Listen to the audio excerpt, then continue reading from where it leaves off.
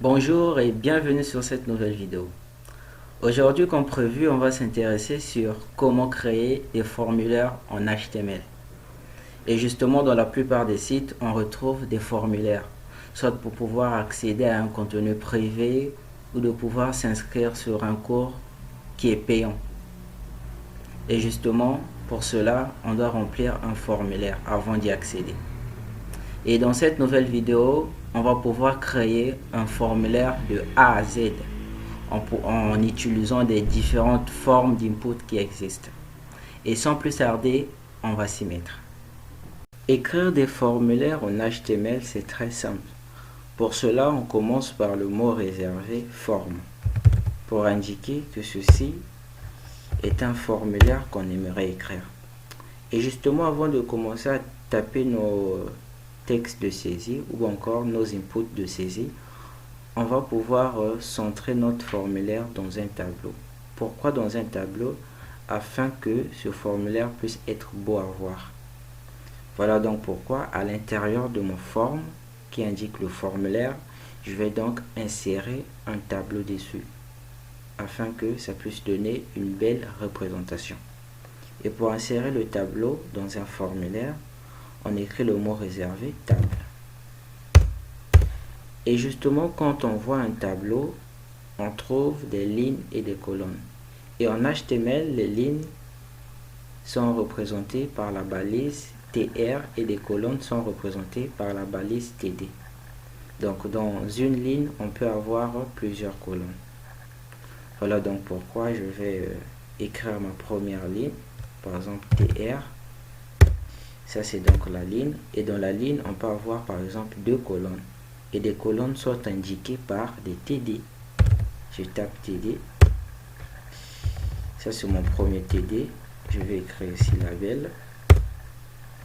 Et ce label là, je vais l'appeler par exemple nom et prénom. Nom et prénom. Et je vais taper un deuxième TD. Un deuxième TD que je vais nommer input. L'input va nous permettre de pouvoir écrire notre texte de saisie de type texte.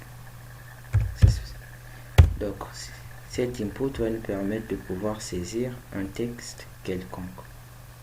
Je vais sauvegarder et on va essayer de voir ce que ça donne.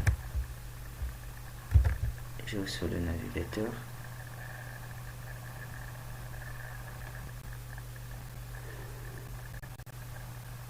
Et là justement, quand on essaie de voir, notre formulaire prend déjà sa forme.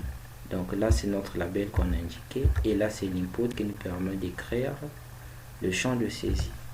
Ici par exemple je peux saisir mon nom, light pêche. Là je saisis. On va donc continuer et justement on aimerait pouvoir remplir plusieurs informations dans notre formulaire. Voilà donc pourquoi on va ajouter une seconde ligne. Dans cette ligne par exemple, on aimerait ajouter notre email. Donc je vais mettre un TD pour indiquer la colonne, label pour me permettre d'écrire le texte. Et justement ici je vais écrire email. Email. Je vais ajouter un autre TD, une autre colonne. Et là maintenant pour remplir, je dois mettre un input de type email.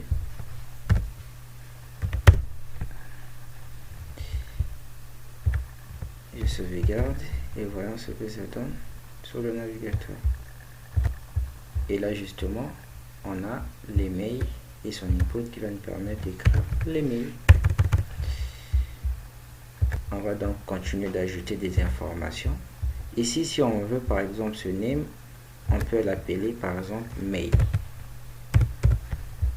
Et là aussi, sur le for, on indique le mail, que ceci est un mail, pour permettre au navigateur de comprendre cela.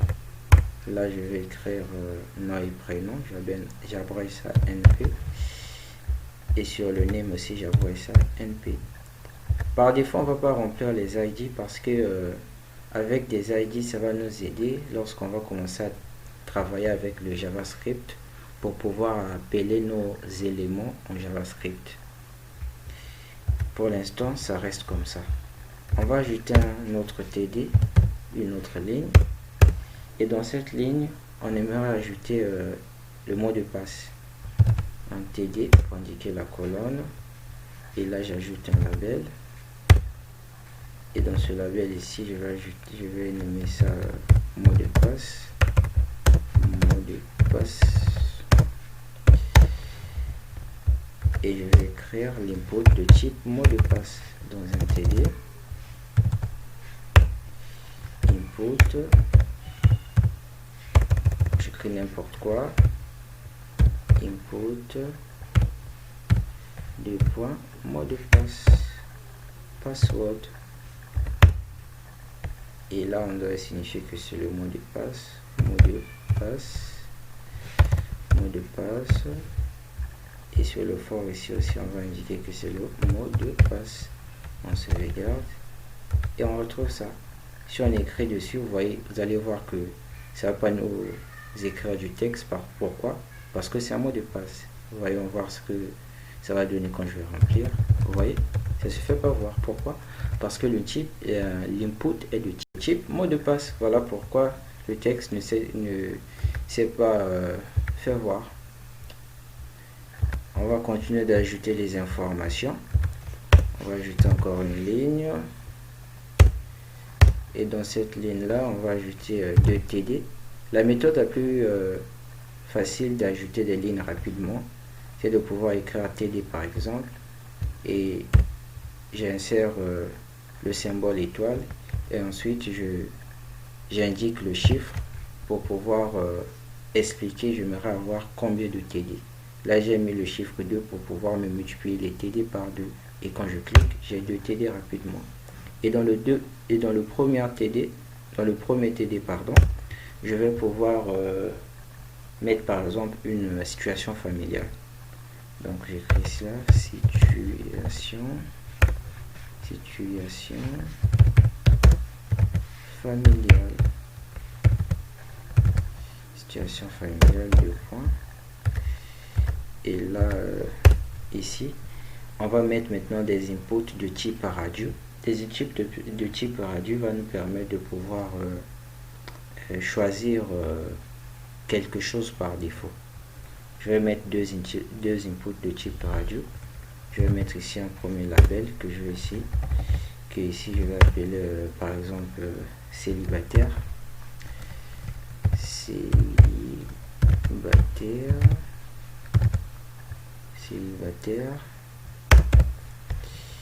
Et je vais donc mettre son input de type radio. Input 2 points. L'input de type radio nous permet de pouvoir cocher quelque chose par défaut. Et justement le nom de l'input, on va nommer ça on va pas nommer ça puisque ça nous permet de pouvoir cocher quelque chose. On laisse ça comme ça. Et on va mettre un deuxième label. Et dans ce label, par défaut, la personne est mariée. S'il n'est pas célibataire, soit il est marié. Et on va mettre un input encore de type radio pour pouvoir cocher. Soit il n'est pas marié, soit il est célibataire, soit il est divorcé. Label. Là, je mets divorcé. La personne, soit il est divorcé.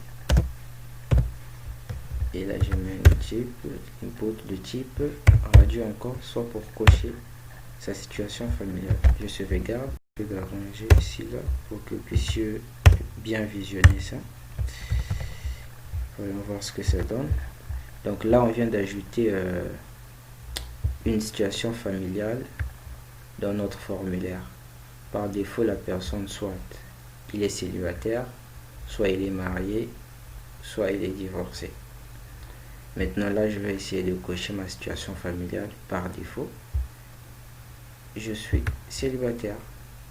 Au pire, je suis marié ou encore divorcé.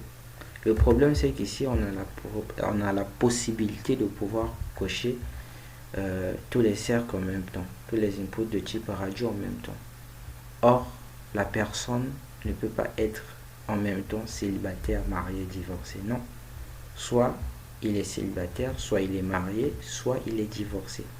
Voilà donc pourquoi, pour que ce principe puisse marcher, de pouvoir cocher un input, on doit leur attribuer le même name. Donc ici, la partie name, je vais mettre SF, vous pouvez le nommer comme vous voulez. Moi, SF pour indiquer que c'est la situation familiale, c'est une abréviation. Je sauvegarde et voyons voir, là maintenant quand je vais cocher la partie célibataire, si j'essaie de cocher la partie mariée, la partie célibataire se décoche. Si je coche la partie divorcée, la partie mariée célibataire se décoche. Donc c'est un peu ça le principe. Pour que ça marche, il faut qu'il puisse avoir le même name des inputs de type radio. On va donc ajouter ligne. Et là maintenant, on va indiquer le nombre d'enfants. 2. C'est le premier ici, là. Je vais indiquer par exemple, je vais mettre un label pour me permettre d'écrire du texte. Nombre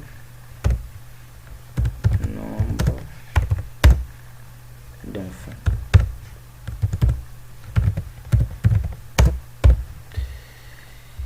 Et là ici je vais mettre un input de type number. Pourquoi? Parce que ça signifie le nombre. Input number. Je sauvegarde et voilà ce que ça donne. Donc là je viens d'ajouter le nombre d'enfants dans notre formulaire. Ici on peut indiquer des chiffres, mais on peut indiquer le chiffre, par exemple le nombre d'enfants qu'on a, soit 2, soit 3, soit 4, 5, etc. Et justement sur l'Internet Explorer, ce navigateur ne me permet pas de voir une barre de scroll ici. Quand on essaie d'ouvrir ça sur comment est-ce qu'on appelle ça, Google Chrome, voyons voir ce que ça va nous donner. Et justement sur Google Chrome ici là, sur la partie le nombre d'enfants, quand on rentre dans quand on clique sur l'input, on a un petit on a deux boutons ici là, deux boutons, des petits boutons de type scroll. Donc par défaut, on peut appuyer sur le bouton là pour indiquer le nombre d'enfants. Vous voyez, ce sont les types des chiffres qu'il nous fait sortir ici. Ou par défaut, on descend pour indiquer qu'on a seulement ce nombre d'enfants. Au pire, on a plusieurs enfants. Donc c'est un peu ça le principe. Et je vais également ajouter par exemple une couleur préférée, la couleur préférée de la personne. On va mettre une ligne et dans cette ligne on va mettre 2 TD, TD x 2. Le premier TD, on va mettre le texte dans un label. On va mettre le texte dans un label. On va écrire par exemple couleur préférée. Couleur préférée.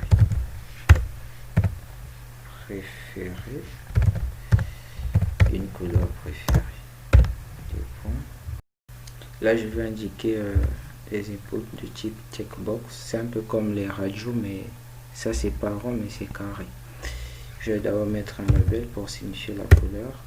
La première couleur. La première c'est le rouge. Et son input pour pouvoir cocher. Input de type checkbox.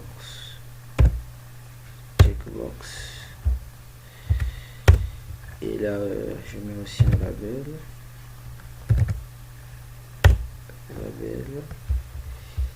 Et ce label là sera par exemple couleur verte. Et je vais mettre aussi l'input de type toujours checkbox. J'ajoute encore un label. pour indiquer l'autre couleur, une autre couleur. Là par exemple, je connais pas trop en couleur, hein. Bleu, c'est le bleu. Bon, bleu, j'aime bien l'anglais, c'est le bleu. Input, toujours le type checkbox, on se regarde et voilà le résultat. Donc ces petits carrés là, ce sont des inputs de type checkbox, des couleurs préférées. Les couleurs préférées, on peut en avoir plusieurs, donc au lieu de leur donner le même name, par défaut ici, on n'a pas mis le name, donc cela vient à dire qu'on peut cocher plusieurs.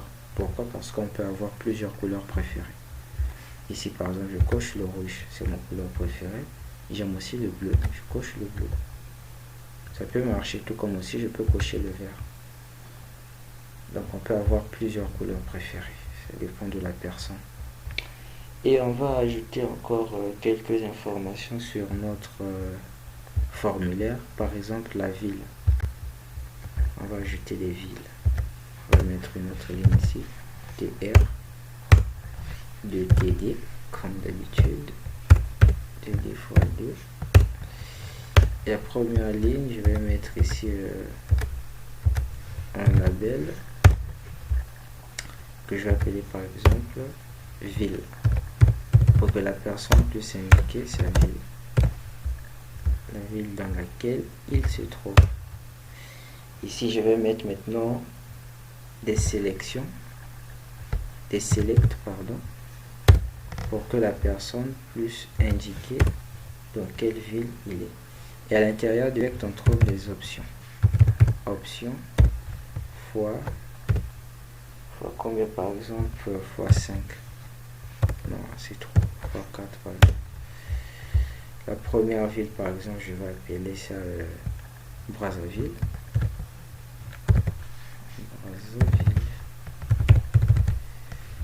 Deuxième ville, je vais appeler ça par exemple Pointe-Noire. Pointe-Noire. Troisième ville par exemple Domizzi. Quatrième ville par exemple Cailly. Et là justement, ce sont des values que j'ai indiquées. Quand je sauvegarde, et justement vous allez rien voir. Ici il n'y a rien qui se fait voir, il n'y a rien, il y a juste une liste déroulante, il n'y a pas des noms de villes. Pourquoi? Parce qu'on n'a pas indiqué ça. Des values là nous permet juste à l'ordinateur de comprendre que ici c'est le nom de cette ville. La personne ne va pas voir ça, mais la personne va voir ce qu'on va mettre hors des values. Ici donc je vais également écrire le nom Brazzaville. Ici je reprends encore le mot Pointe-Noire. Ici je reprends encore le mot Domizzi. Ici je reprends encore le mot Cailly. Je sauvegarde et justement ici, pardon, j'ai trop des... Donc ici, la personne peut choisir sa ville. Et justement ici, nous voyons des selects. Soit je suis à Domizzi, je choisis la ville de Domizzi. Soit par exemple je suis à Pointe-Noire, je choisis. Donc la personne peut faire son choix. Ici on peut, par défaut ici c'est replié, mais on aimerait voir toutes les villes par défaut. Voilà pourquoi dans notre code HTML ici, on va ajouter le mot par exemple multiple. On se regarde et quand on revoit ici, nous voyons que on a la possibilité de voir toutes les villes.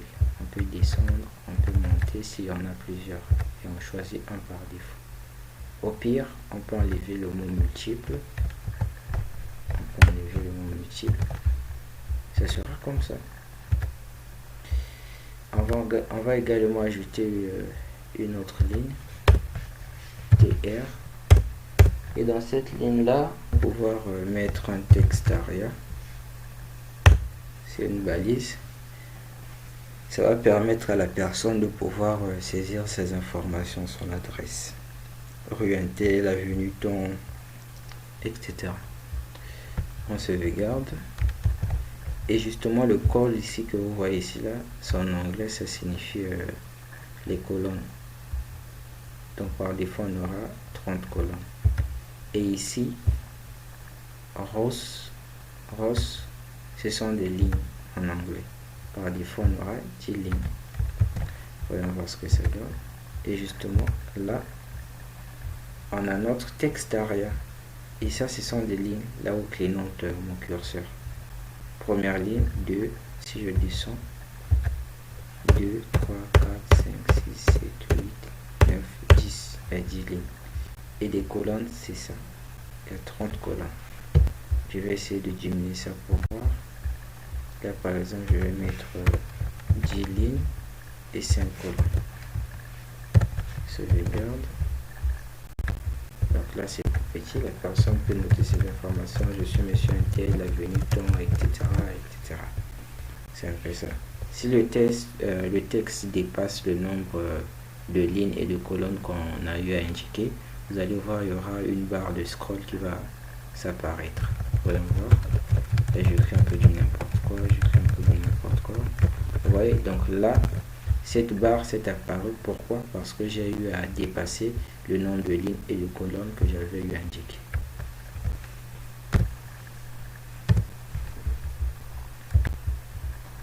On va également encore ajouter d'autres informations, par exemple la date de naissance de la personne. On aimerait ce que la personne puisse écrire sa date de naissance, puisse saisir sa date de naissance. On va mettre un TR pour essayer d'organiser les choses. TR, on a deux TD. Premier TD pour mettre un label qui va permettre à ce que la personne puisse savoir qu'est-ce qu'il va rentrer. Ici on va mettre date de naissance. Date de naissance. Et justement ici, on va mettre un input de type date. Input date. Ici on a input de type date. Je regarde et voyons voir le résultat. Donc là, on a notre input de type date. Par défaut, on peut choisir la date, par exemple le 5 mars 2016. Ça, c'est ma date anniversaire. Donc j'ai mis le 5 mars 2016. Donc j'ai juste fabriqué ça, mais c'est pas vraiment ma date anniversaire. Maintenant, là notre formulaire, apparemment on a presque tous les renseignements. Maintenant justement, pour que ce formulaire puisse être valable, il doit y avoir un bouton pour que la personne puisse valider son formulaire, qu'il a eu à remplir tous les champs. Justement, on va ajouter un bouton. Pour ajouter des boutons en HTML, c'est simple. Pour cela, on va mettre un TD. On va laisser le TD là vide. Parce que là, on va pas écrire bouton. Veuillez cliquer sur le bouton, non. On va laisser ça vide. Et là, maintenant, on va mettre des boutons. On va mettre 3 boutons. Il existe 3 boutons en HTML. Je vais montrer toutes sortes de boutons. Le premier bouton, c'est le bouton de type REST. REST qui signifie annuler en français. On clique sur le bouton. Le deuxième bouton, c'est de type Submit. Le bouton de ce type Submit qui signifie valider. Ça nous permet de pouvoir valider quelque chose. Donc là par contre, ici on va écrire annuler.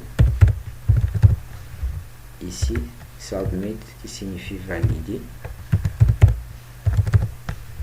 Et on va ajouter un dernier type de bouton. En HTML, c'est le type de bouton simple. de type bouton.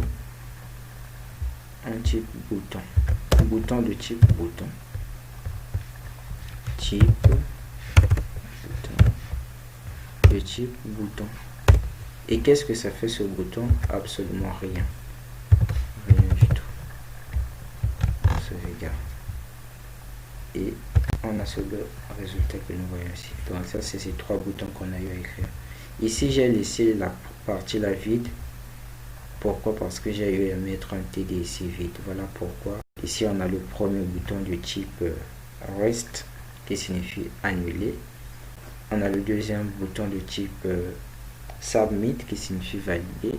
Et le troisième bouton de type bouton qui fait absolument rien. Donc, là, on a pu créer notre formulaire de A à Z. J'espère que cette vidéo vous a plu et que vous allez essayer un peu de faire tout ce que je vous ai démontré sur ce formulaire.